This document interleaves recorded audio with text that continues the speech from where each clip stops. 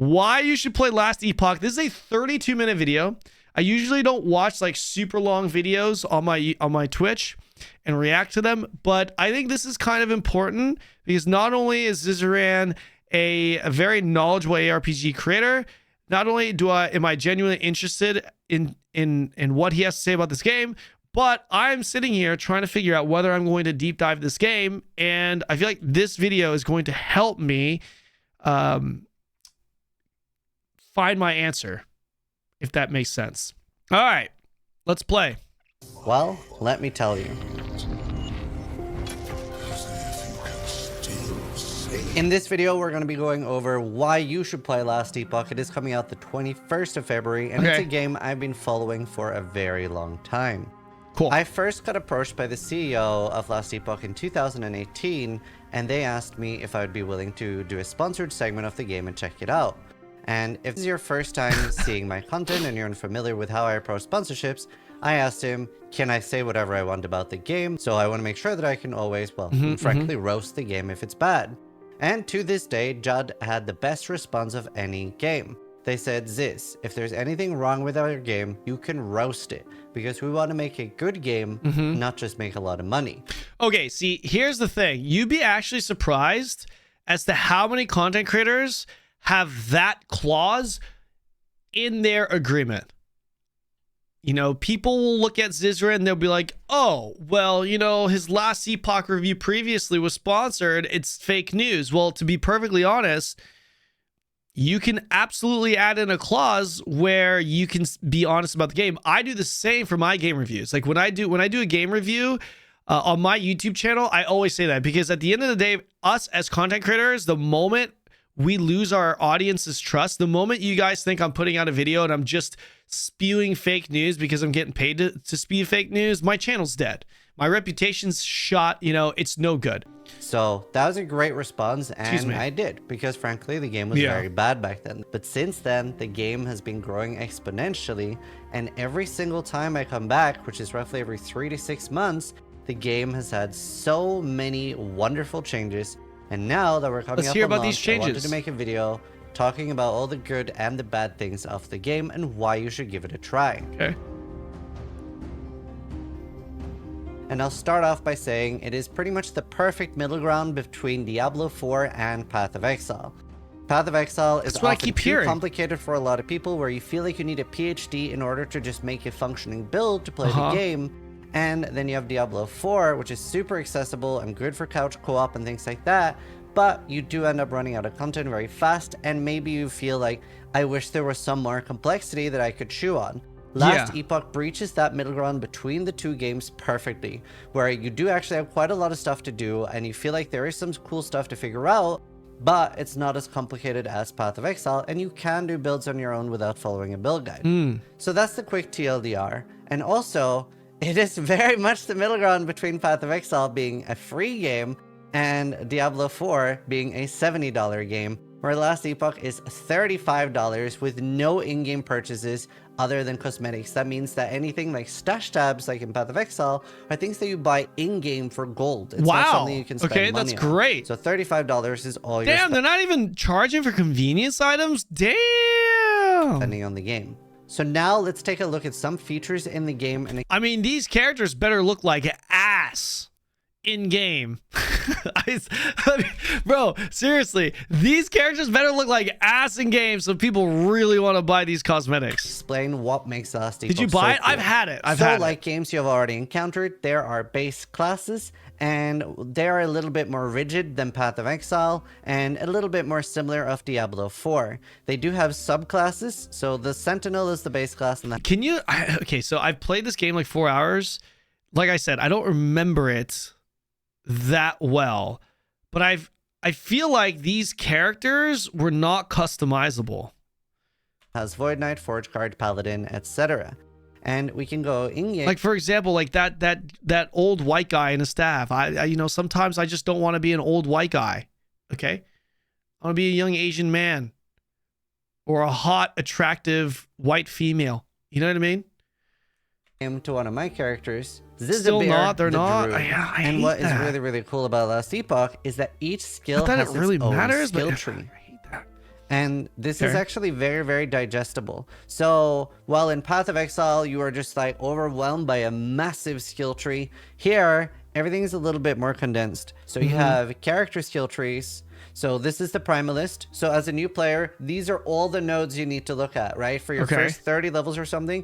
Pretty easy to go through and see what all of these do. A big relief is that respecking is very accessible in this game. A large problem with Path of Exile is that respecs are very inaccessible to new players. And that's something I think Diablo... Question. Do you think the fact that respecs are not as accessible in Path of Exile, do you think that that actually low-key kind of enhances the experience by building up significance in your choices?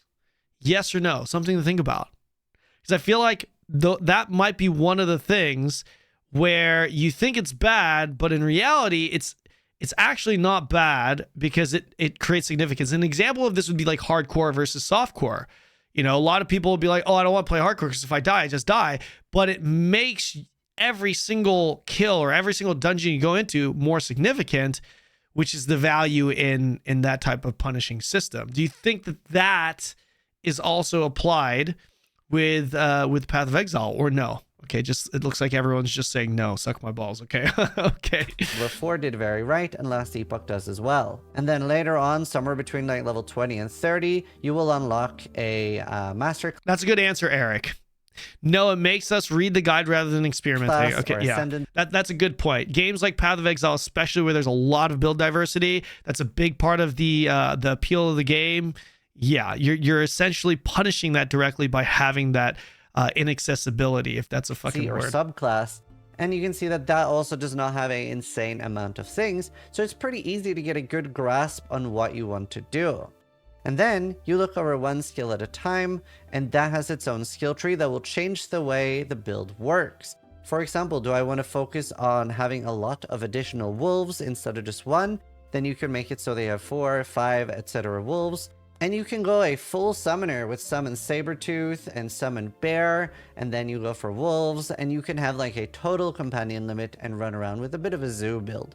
So you have so many choices. And same with like Maelstrom, you can make this be something very similar to Path of Exile's Blade Vortex build, and it's very, very cool. And it's been really easy to just make my own build and play around with it, even on hardcore. So you're a little less pigeonholed, and a part of that is the game is a little bit easier than Path of Exile. That's not to say that it doesn't have challenging endgame content, because there are things that are really hard, especially on hardcore, that I haven't yet done at the hardest level, and we can talk more about that later. Another thing I would like to showcase is Last Epoch's Invoker. If you're a Dota player, you're very familiar with Invoker, and the concept is basically, this is a character that has a large amount of skills in one skill. So it's very, very cool that you have like different runes or different other spells you can cast, and they will trigger a rune, and based on that, you can fire a different spell.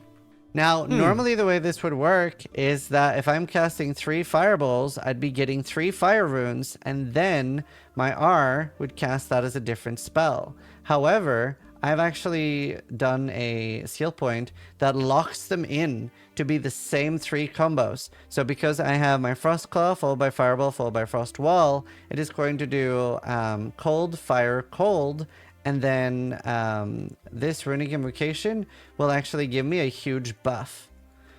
So you have so much stuff that you can do there, and then I can actually just spam my Fireball, and I'm basically doing an Ignite proliferation thing. So you can see that anytime I'm hitting something, it'll proliferate the fire. So you have a lot of flexibility. And obviously with a skill such as this, there will be some things that are more powerful than others. And while it does have, I think it's 30 or 39 skills or something, there are like at least like 10 different ways to build that skill. Yeah, I love that. I love having different variation. It's okay, so you have your standard fireball, but then that fireball, you can branch that out, right? And have different versions of it. Really I love viable. that. And obviously all that needs to change for different skills to be viable are different balancing changes. So there are a lot of really cool skills there, especially visually appealing skills. Is it really, Saiga? Next up, I want to talk and explain a little bit about Last Epoch's item system. And something they do extremely well is that both drops and crafting is very exciting. It's very easy for a game to be very one-sided there, where it's all about the drops and no crafting at all, like Diablo 4, or it's all about the crafting and the drops don't really matter, like Path of Exile. I feel like Last Epoch does a really good job at hitting a beautiful middle ground where you kind of need both for every item. That's good. So I like that. The base type, like, whoa! which obviously like most... Holy! You kind of need both for every item. So you drop the base... Oh my gosh! Down, down, down, down, down, down, down, down, down, down, down, down, down, down, down, down, down, down. Type, is anyone else thinking that that was the first thing that played through my fucking mind, that played through my fucking brain? Obviously, like most RPGs, shit. there are different base types. There will be like easy or normal versions of an item that you drop when you're low level, and there will be endgame versions of an item that you drop when you're high level. And like most RPGs, Last Epoch has prefixes and suffixes, so you can see... Question. You see the shapes of these items.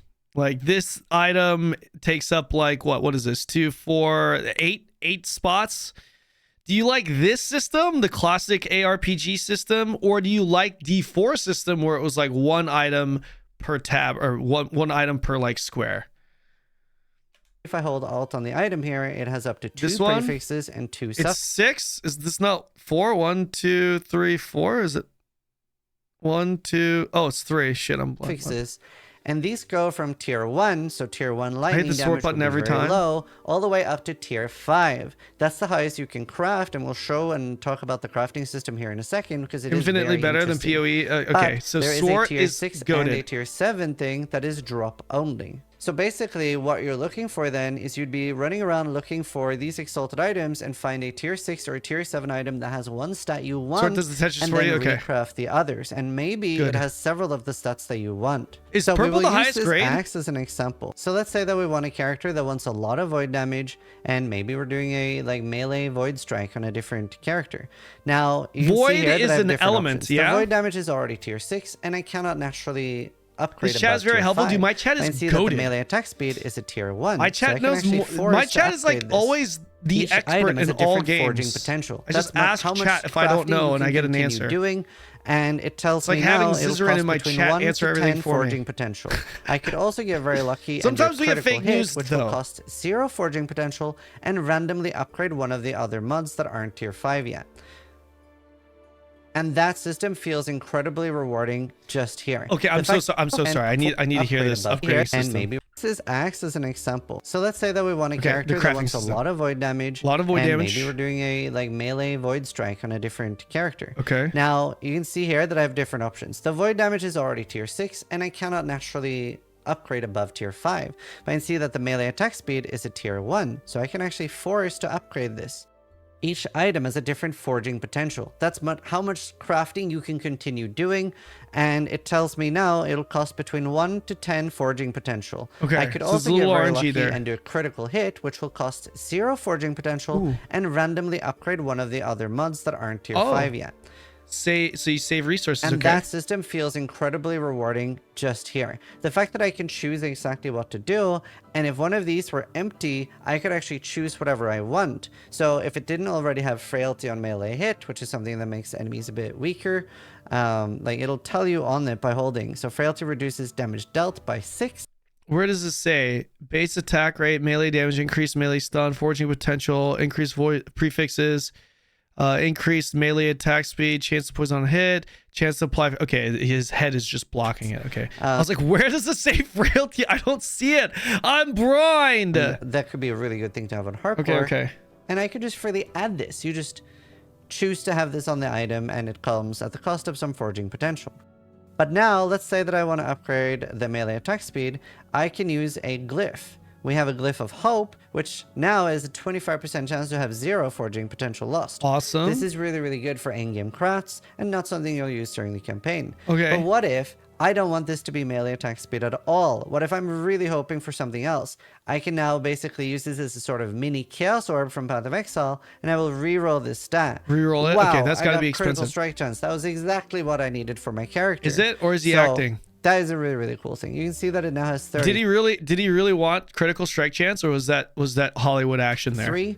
And I'm actually wondering because like the reaction seems like he was pulling off some Hollywood action there, you know? And that is, for example, if the crit is really, really good, like it is right now, it is 80% crit. It's at the crit highest sounds really good though. Range within the tier. So he procced the highest range too? If I use a glyph of order when I upgrade it, you can see now I upgrade it and it's still 96%. Like, damn, did he just get RNG carried AF? If I didn't do that, it had a chance to now go down to 83%. It would still be higher than the 80 it was, but it would be at the bottom of the range. Right. Just a random leveling item for a lot of builds, but it has something called legendary potential. And this is a great segue to talk about one of my favorite features in Last Epoch, legendary potential. Okay. The way legendary potential works, which is particularly cool for leveling uniques, is it will allow you to smash a rare item into a unique item.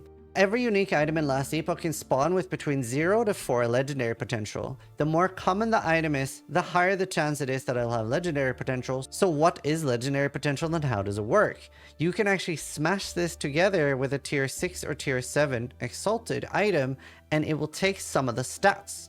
If it has 4 legendary potential, it'll absorb the entire item. If it has 2, it'll absorb 2 at random.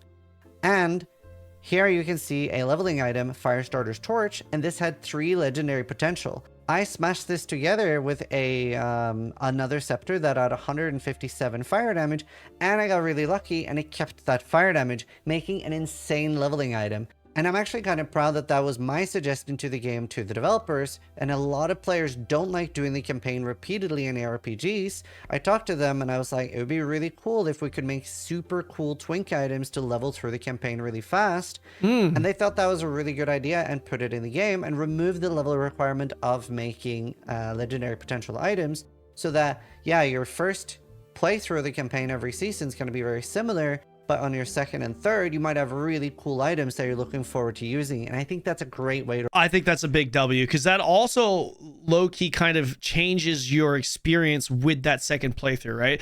It's one thing experiencing the campaign. It's another experiencing it again with like a different set of gear where you're super juiced. I mean, you're still going through the same motions, but it is a little bit of a different experience. I think that's a W. To approach that. Big W there, yeah. Another really good selling point of the game, I did previously mention that respecking is very easy, and it is. So the more you level, there will be a minimum specialized level. So if I completely unspec out of this, it will go all the way to, like, I believe, yeah, right now level 5, and later on that will get higher. So you will have like a minimum required level that it will start at when you get a new skill or when you respec entirely. And you have accelerated XP gain until you're caught up with your other skills. Okay. And if you don't want to start over completely, you can just remove 1 point entirely for free. And for your skill tree, you can just click on a point and remove it. So we can go here to Rune Master, and I can just like remove it for 140 gold. So it's actually very, very cheap and accessible to respec, which is a really good thing. The only downside is that currently you cannot switch. If I've chosen Rune Master, I cannot unspec out of that and choose a Sorcerer. So you really have to be careful when choosing your Ascendancy. This is, in my opinion, a really big negative of the game and something that they should change and make it easier to switch between them so that you, especially as a new player. In this game, in Last Epoch, are there actual classes, or is it like fake news classes like PoE? Because, you know, what I mean by that is, like, you know, in PoE, it's not, you're not really a different class. It's just more the direction that you go into the tree, right? These are actual classes. Okay, cool. Have a little bit more room to experiment. I like that a lot. Like the Rune Master. I don't really like the fake news classes that that PoE has, to be perfectly honest. I'm not the biggest fan. I really want to try a Sorcerer, but if we're lucky, maybe we'll be allowed to respec between them in the future. Items in a lot of games can be big and problematic. It can clutter the screen a lot, and maybe in games like Diablo 4, you'll see a large amount of white and blue items that you're no longer interested in, and you don't have any option at all to do anything about it. In Path of Exile, a loot filter is entirely mandatory, and if you're playing without it, your entire screen is covered, and even with a weak loot filter, you can simply not see anything at all, and you end up spending hours making a loot filter on a third-party platform. I hate Last that. Epoch has the most elegant solution I've seen so far to a loot filter, and everything is in-game, and you make it as you play the game. Now, you can just import a loot filter by somebody else, But it's very straightforward to make your own, and I always do that. A thing I do for all my characters is I want to see any special stat. I always want to see plus fireball, plus thorns. See, here's the thing. Like, this is a very intuitive system. This is a very solid system to implement into your game, right? But like new players or new players to the genre will look at this, and even this is a little bit overwhelming for some people. You know what I mean? If you understand the game and if you understand the system and you're used to the menus, this is as simple and straightforward as it gets, and it's a massive W in every way. But like as a new player coming into this, you're like, you'll look at this and you'll be a little bit like, oh, you know, I know that this is a good system to have, but I'm not really sure how I should set it up, right? Which is why I think being able to just import something is a big W for this system. You know what I mean? For those people that may not want to spend the time to learn this system immediately, but know that they should be using it, you know, just copy paste a little code there and then bada bing, bada boom, you're good. Thorn totem, etc. I always want to see any games are confusing at the start. ETL was, yeah, for sure. And that's kind of like the balance that you have to deal with, right? Because you want layers, you want complexity, because when you understand those systems, that is what really keeps you in the game. But at the same time, the more layers and complexities you have, you know, it can push some people away from the actual game. Path of Exile, BDO are great examples of this. But in the end, I think having layers is important. Having those layers of complexity, it is important for the long term. Enchant that in case I want to play a different build. So I add that to my filter on every character. Let's see. Okay, I want everything that's like important for the primalist. You know what? Let's check everything primalist related, and I can just like recolor that. Holy shit! Color. I didn't even see that. So much choice. It's very straightforward because you just click on what affixes you want. I think the game does a pretty good job of telling you what's important. You're playing a melee build. You probably want melee physical damage, etc. So it's a very intuitive and easy loot filter that you build on the fly. I love games that don't require any third-party items or programs or add-ons. I would say the second biggest turnoff for World of Warcraft for me are the add-ons. Like, I hate it. I don't want to go through a third-party program to enhance my experience with the game. I want everything built into the game. And maybe you like just want to see. About to make me late for Queen Bell. I'm about to buy this. Or off at the click of a button. And obviously we could talk about this for a long time and explain more about how the system works. But hopefully just by seeing this, you can see how straightforward it is. Very easy to just add a rule and play around with the conditions. Whether you want a base type, whether you want a special rarity, and things like that. It's wonderful. Now let's talk about the endgame content of Last Epoch. And it actually does have a pretty robust endgame. I would say it has more content than Diablo 4. I'm going to leave it on emote only for a little bit. But this is also one of the weak points of the game. If you're coming from Path of Exile, it does not have as much content yet because, well, we are getting ready for the initial release of the game. However, they are going to have leagues and add endgame content. So very much looking forward to see what they're going to do here. But first, let's go over what the endgame content is in the game. So here you can see different islands. Not liking about this game? Here, and you have a little 58 area, which is very similar to where you are when you're finishing the campaign. Maybe they improved it. And you have something called the Monoliths of Fate. Let's continue. Hi, Kalia. How are you? Sent you a screenshot. Okay, thank you, bro. And later on, you will have a normal zone, which is 58, 66, then 70, etc. And later, you will have area level 100 monoliths. These are like high-level endgame things. But let's go look at the normal one. And here, you can see that there are loads of different islands. This is the map, huh? And here you have a lot of different player agency on what type of content you want to see. So what if I really want like exalted helmets? That would be like helmets with tier 6 or tier 7 mods on them. Then I'll be looking for that. And these will be more available in the endgame ones. But even early, you can see like here, I'm getting piles of gold. Here, I'm getting affix shards. Here, I'm getting glyphs. And there will be others with runes, others that have a guaranteed unique. These have guaranteed rare helmets, etc. And you're basically going through them similar as a map in Path of Exile, a little similar as a Rift in Diablo, where you're going through the area and you're just killing some simple monsters. There's nothing crazy in depth here. It's just a nice and enjoyable grind, and you're building up something called timeline stability. As this increases, you can see that you're going past different thresholds, and once you've reached the third one, you can do all these quests here at the side, which are static encounters. Devil Reapers? It'll be sort We'll of like see, a mission. So here you'll maybe have to do some mini bosses, Target farming is good. I like that. You have an actual end-game boss that will be a little bit more beefy, and they have their own loot table. What is stability there? Sorry, I missed it.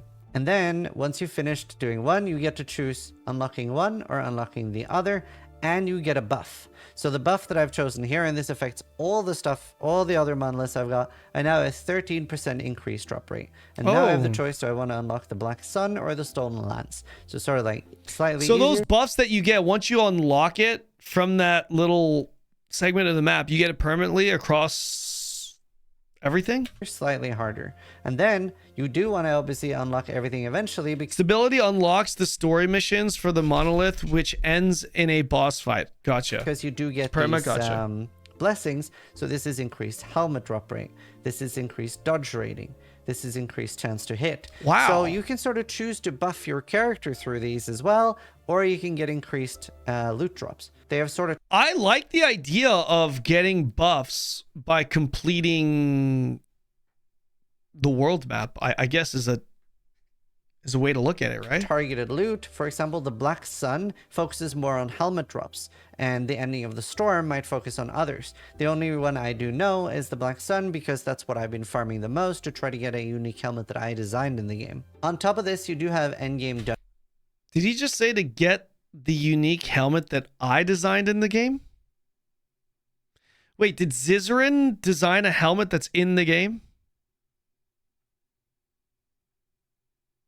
Dungeons that there are keys for. So here is one of the dungeons. Ew. This is Lightless Arbor, and this is the dungeon that is Mercado. Yeah, you can. I'm gonna play this today. So you have different Mercado. tiers of the dungeons. So you can do 1, 2, 3, or 4. 4 is. You can also buy a design for 1K. Huh?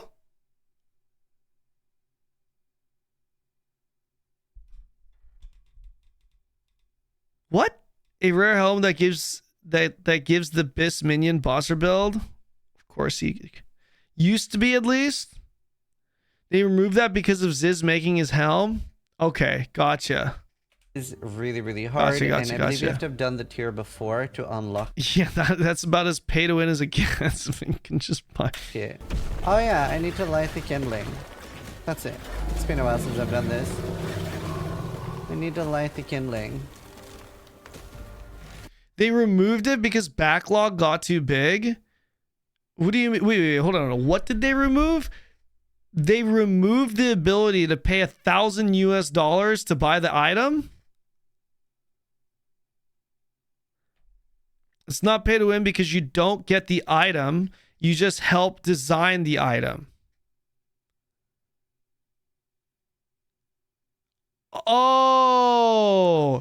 So you can wait, what? So they had something in the game where you could pay $1,000 to get for you to design an item that was in the game?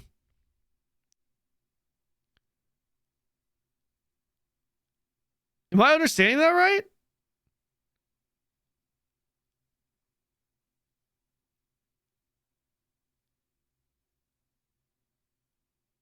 But it had to be balanced and approved. I mean, you're talking to me, man. Of course my item would be fucking balanced. I would design a fucking sword. Okay, I would design a sword that has a guaranteed chance to crit and heavy hit. Okay, has all elemental effects that are built into the item, and it is a every time you use it, it's like this huge light beam. It's like the sword light beam that covers the entire screen, and it lingers there the entire time, forever, and deals maximum insane damage and applies dots and never goes away. That sounds pretty balanced to me.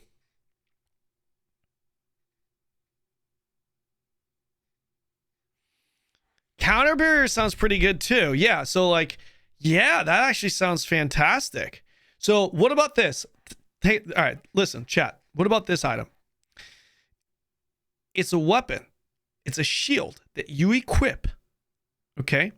And every time you take damage, you reflect that damage back to the target's AoE form, okay, times 10.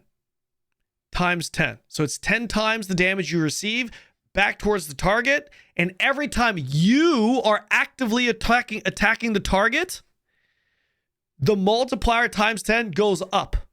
So it's a ramp up. It's a ramp up skill.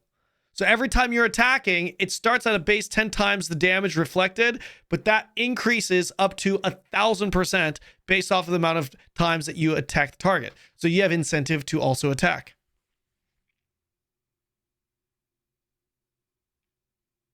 And it increases drop rate by 1,000%. See, this is what I'm saying. Taiki, you know how to design video games, bro. We're on the same page here. We're on the same page here. Damn, you should make a game. You should make a game, to be honest. And it has a guaranteed chance to completely freeze the target, including bosses, okay, for at least 60 seconds per hit.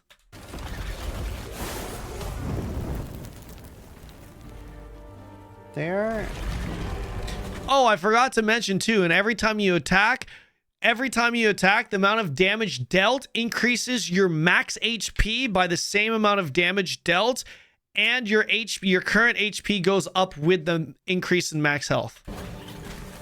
So as you're attacking, you're reflecting everything, you're dealing damage, you're increasing your damage, and you're also increasing your HP pool while you do it. Oh, and why don't we add in a defense modifier in there too? You increase your total defense damage reduction, okay, stat by 1% per hit. Bam. There it is.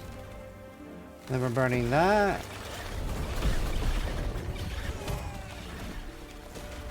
I'm a minion build, so they're just killing everything else. It's kind of Arcali's Fang. This is the helmet that I designed for Last Epoch.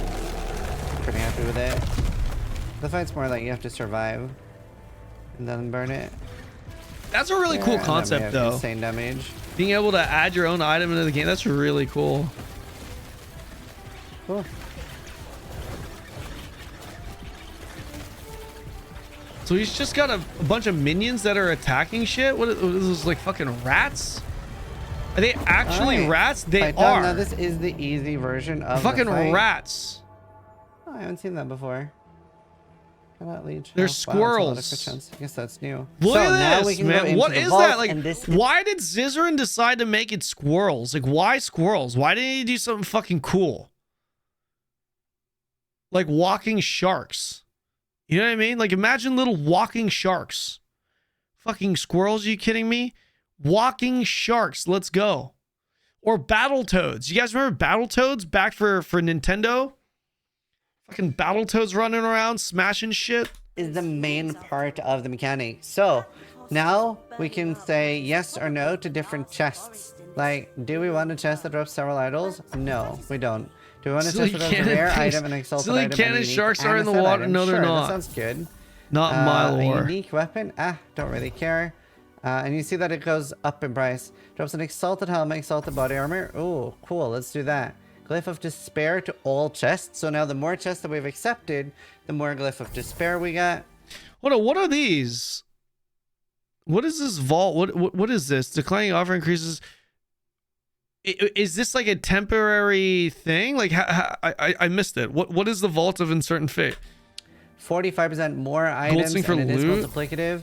Gold Sink, gamble. Again? Okay. So this is just, this Uncertain Fate is just applied to the loot that he gets at the end of this dungeon. Okay. And then duplicates all item from a random chest. Now, I'm going to stop now because I don't want to use all my currency, and we can't click decline. Oh. I didn't know it would go that much down in price. Decline. Decline. Decline. Sure. So you can like play around and gamble, gold does this and guy it will cost have? like more and more gold. Oh, he's got 494,000. Several exalted items. Adds an additional exalted item to all chests. Okay, we'll do that. And then now we'll enter vault, and you can basically choose how much gold are you going to put in. So this means that this is a really good thing where you maybe want to have like a lot of gold saved up and you go for 1 giga run. And that's a really, really cool thing. That's fucking sick. Jeez. And now you can see we'll get a little bit of a loot explosion, even though I didn't use a large amount of gold, and you can see some crazy explosions. And some of these could be really good, and you would generally look through and see if there's any of the items that you need. But I think it's a pretty cool thing for a game to have. I think gold sinks are really, really important for a game. And that is pretty much the Lightless Arbor dungeon. Next up, we have the Temporal Sanctum, and this is pretty cool. What are these, like nightmare dungeons? But I've never done so in hardcore. This character is hardcore. So we're just going to do a lower level one. Come on, sis. We could actually just do a, yeah, we'll do a level 80. That's fine. We'll do a level 80 just to keys, show it off. Yeah? And this is a dungeon where you're basically going between 2 different realms. And this is the dungeon where you make the legendary potential items. So now you might already be confused, like, oh my god, what's happening now? You need to shift to the other realm to access the dungeon. And that's what this dungeon is all about. And this is really cool because this is also what the boss is all about. So in the boss fight, you can shift in and out of different realms to avoid boss moves. So the boss actually has a move that it charges up and it'll fill the entire arena and it'll kill you. It'll one-shot you. But then you have to shift into a different reality to avoid the attack. It's very, very cool. I think it's this is the best and most well-made dungeon they have currently. And honestly, I'm not a huge fan of the barriers being there so much. The dungeon boss now drops glyphs, etc. Then we move to the next one. That's pretty cool. Okay, I want to try this out. Or now the boss. We're about to find out. It's a way to craft legendaries. Okay. Yeah. So now we are at Chronomancer. And this boss is really hard. Even on the lower levels, it can be scary. Imagine he loses his. Kind of similar concept to PoE, where if you have a lot of damage, you just get past the boss. Now I have to shift out of that move, or I will just die. Oh, and she chases you to the other. Damage will help a lot there. Bro, like I assume you take damage if you're sitting in that black/blue thing, right? Dying there, killing my like squirrels. He can just attack because the squirrels are like fucking. Do the squirrels not take damage? Can the squirrels die? Moves. Oh god. Oh. And there's the move again.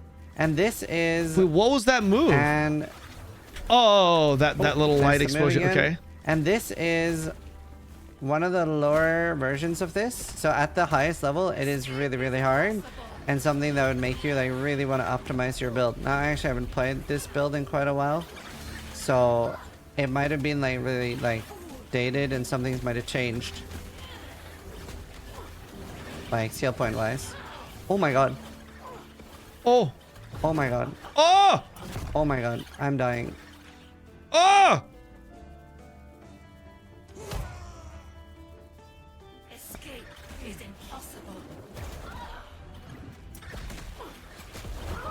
Oh, you lucky. That was a close one. It's very good that I only did the level 80 dungeon. You lucky as hell, man. You're about to lose your hardcore character on this video. Woo. So, and this is a good way to describe legendary potential and actually show you. Squirrels are taking damage. So legendary potential is really rare on endgame items like Ravenous Void, which actually saved us in this fight, which is nice. But on low-level leveling items, they're very, very easy to get even up 3 or 4 legendary potential. And one of the suggestions I made was remove the level requirement when you create a legendary item so that we can make cool leveling items for our characters. And that's what you can do now. So you can see that this is a leveling item with no level requirement for a rogue and has bow fire damage, attack speed, and fire penetration. And this is a endgame bow.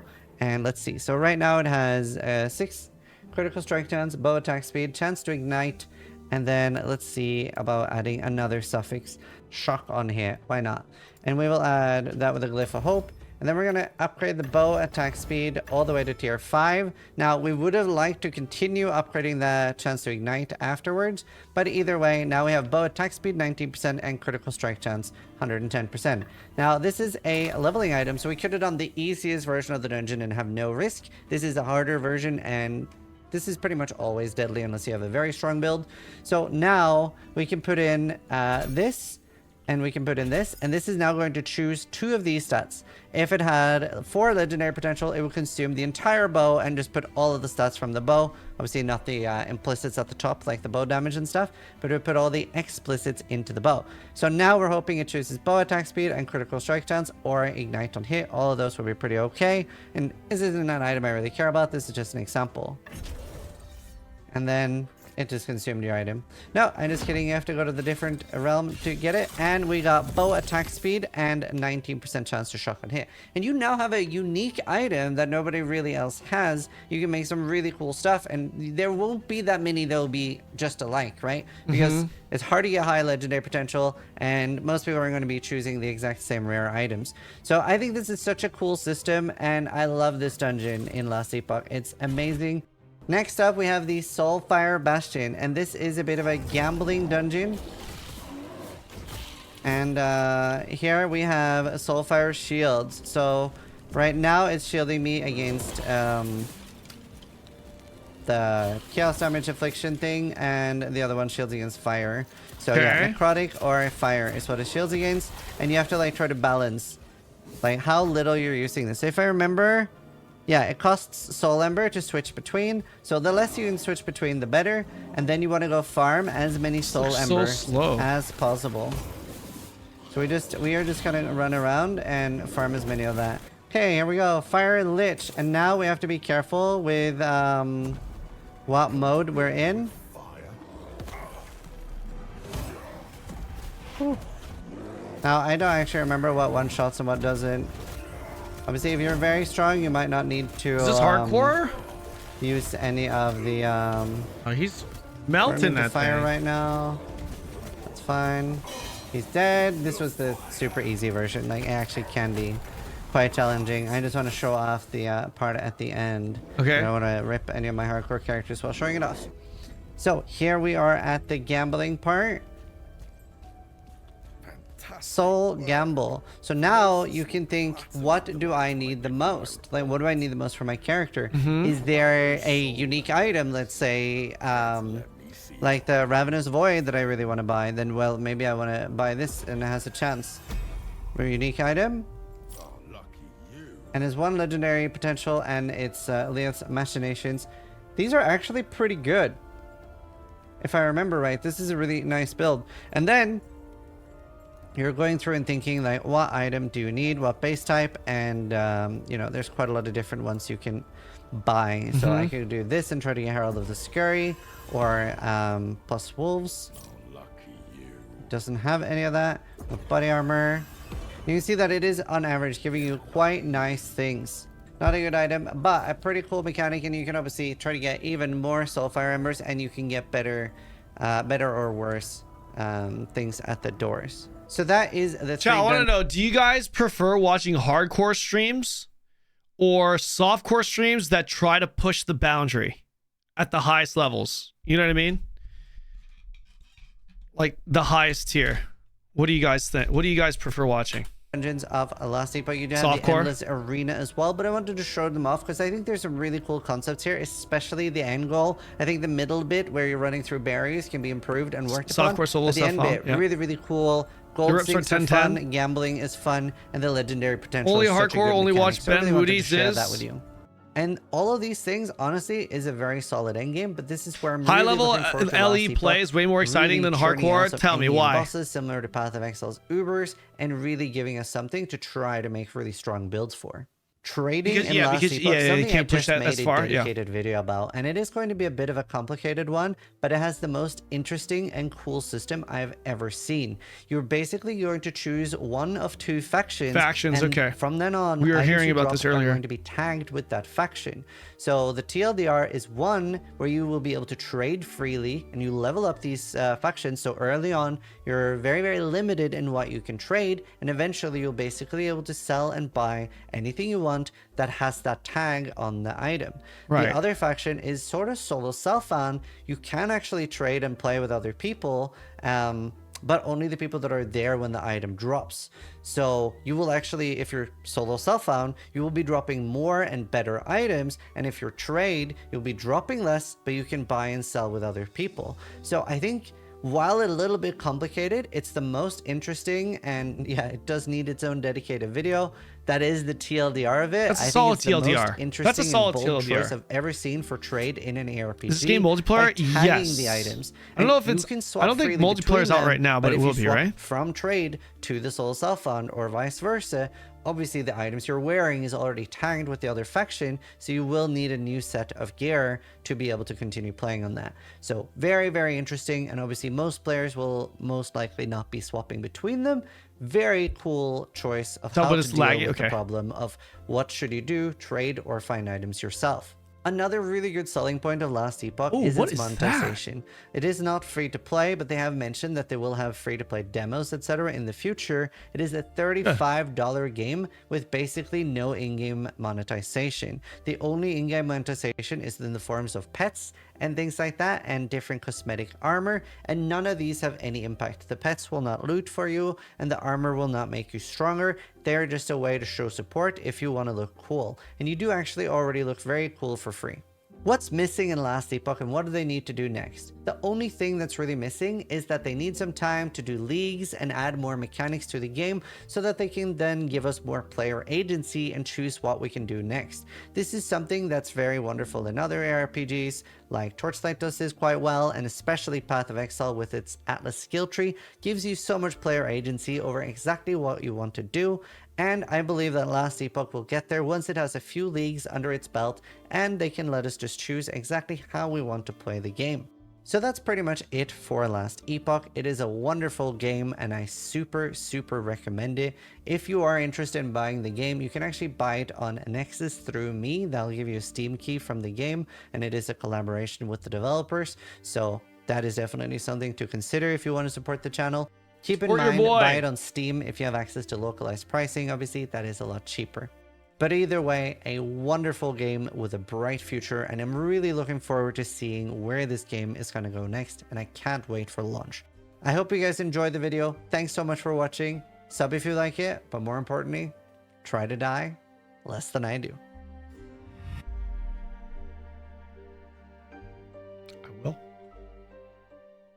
I will. All right, guys. Listen, we're going to give that a like. 7,500 likes on that video. That's actually fucking insane. Here's a link to the video. Thoughts? I think you guys, along with Zizaran in this video, have motivated me enough to give this a go. So today I'm going to play this, see how it feels. And then at the end of the stream today, guys, we are going to decide whether or not we're going to deep dive this game. And for the next week, leading up to launch, if we decide to deep dive, we're going to really deep dive. I'm talking long stream hours. I'm talking trying to understand all the systems, min-maxing the shit out of everything. You know how we usually do, right? On this channel. And I need your guys' help because I'm in a student position. I need to learn. A lot of you guys know a lot of shit, and I need that knowledge. So I need you guys to help backseat for me so that we can really search through this thing so that we can have a nice, clear target goal objective for the launch day one.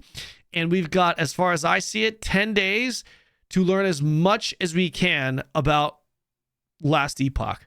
That's kind of what I'm thinking. But this game, I have to enjoy it today. That's the thing. Today we got to enjoy it. Today we got to play it and be like, okay, is this something that I want to be no-lifing?